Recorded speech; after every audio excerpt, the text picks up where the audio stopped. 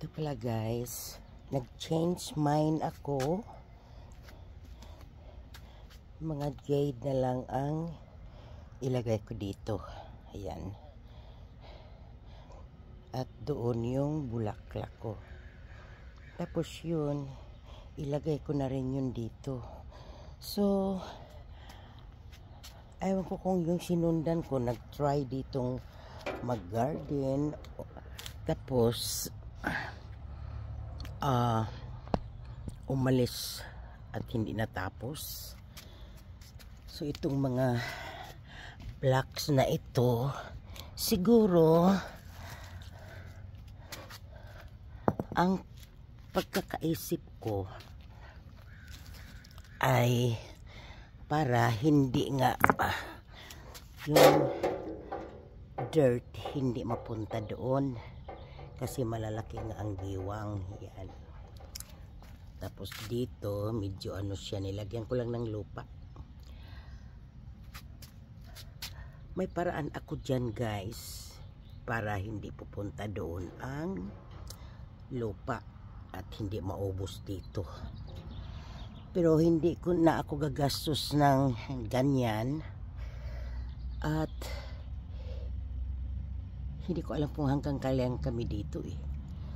Basta iayos ko lang siya, yung mga jade na yan, magkuha lang ako at ilagay ko dito. So kaya ko naman nasabi na nag-try siyang mag-garden dito dahil ito guys, may ipakita ko sa inyo. Meron siya dito, yan. Ayan siya guys, oh, kukunin ko ha. Nilagyan ko pala ng pagkain ng daga dyan at mga 1 week kami dito, may narinig, may nakita yung anak ko na daga. Kaya nga isa yun sa ibinalik ko na sa bahay yung pagkain ng ibon. At diyan ko nga sinasabit, gusto ng daga din yun.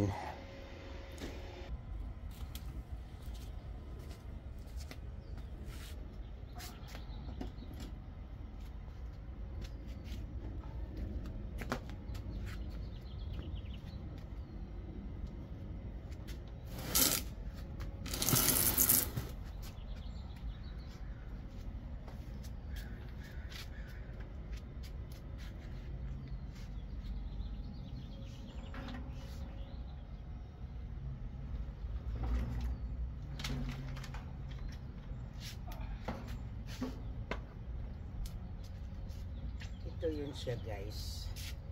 Yan. Yan siya. Para mag-i-block sana siguro niya yung dirt.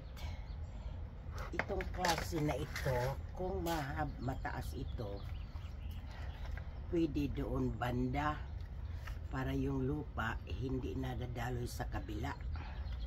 Pero ang dami niyang ano guys, oh. Ang dami niyang pako. Diyos ko po. Ito yata yung pako niyan eh. Tapos yun nga ipako niya sa lupa. Ayaw ko na saan yung ibang pako. Magagamit ko sana siya eh. Kaya lang hindi ko makita yata ang pako.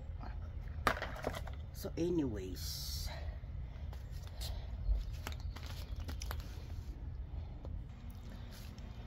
so may nakita ako 3 lang, pang-4 yun, hindi pa rin magkasya. May kamahalan din ito eh, kasi parang ano din to eh, yung nasa plastic bag. Siguro si Piret ito, hindi pa ako nakabili ng ganito noon, nag-garden ako. So perfect sana siya para ilagay dito. Yan, ganyan sana siya guys eh. Tapos yung martilyohin. Kaya lang ang dami naman kailangan.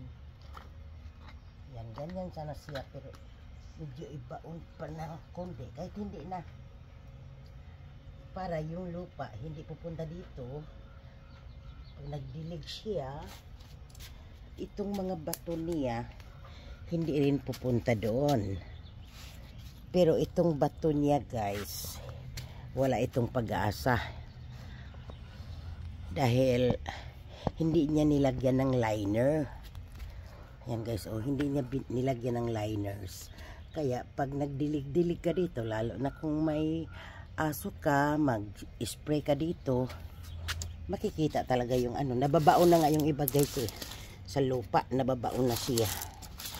Kailangan talaga nito ng liner. Pero hindi ako mag-attempt na gagawin ko yan dahil ang bigat-bigat niyan guys. Grabe ang bigat niyan. Kasi yung doon nilagay ko dito oh. Halos mamamatay ako. Kasi pure ano yata to eh, pure simento. Kasi ang bigat. So yan, wala na akong magagawa dito. Basta ayusin ko lang siya.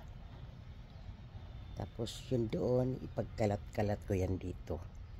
At ilipat ko yun siya guys dito para mag-even siya. Tapos iwanan ko lang yung lugar na yun para sa bulaklak.